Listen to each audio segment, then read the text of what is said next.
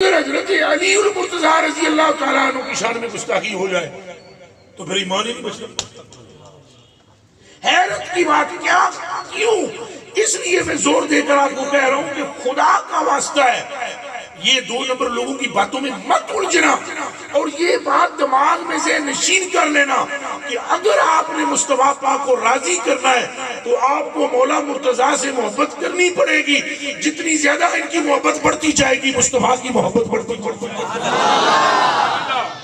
आला हज़रत बरेलवी रज़ी अल्लाह तआला ने एक बात लिखी है, आपने बयान फरमाई है, आपके बेटे ने मुफ्ती आज़म हिंद रहमतुल्लाह अलैह तआला ने उसको नकल फरमाया मलफूजात के नाम से, मलफूजात आला हज़रत के नाम से।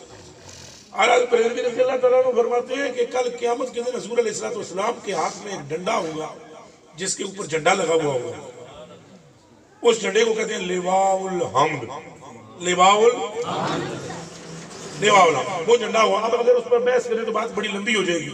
कहते हैं लिवाउल हम्द रसूल के हाथ में होगा, बाकी जितने नबी हैं उनके हाथ में छोटी छोटी झंडियां होंगी, छोटी छोटी, और वो सारी झंडियां बेनूर होंगी और हजूर वाला झंडा नूर वाला होगा और हजूर के झंडे में से नूर छिन छिन कर निकलेगा और 1.25 लाख या जितने भी नबी होंगे उन सब की झंडियां रोशन हो जाएंगी।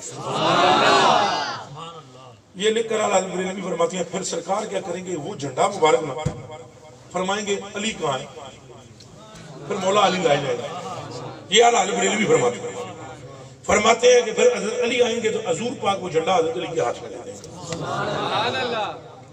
चंडा बमा डंडा, चंडा बमा, ऊंचा बोलो, चंडा बमा, चंडा कला तो होएगा ही नहीं, चंडे भी डंडा भी होएगा, चंडा भी हज़रत अली दे आते, डंडा भी मौला अली दे आते। और हजूर ये फरमाएंगे अब मैं जा रहा हूँ हौज पे। कहाँ जा रहा हूँ? तो तुम ही आ जा, चंडा ले ले फड़ ले, हौज पे आ जा, तेरी मर्जी, जिनू तू अगे आवन देंदा है तो आन दे, जिनू नहीं आन देना उन्हें पीछे।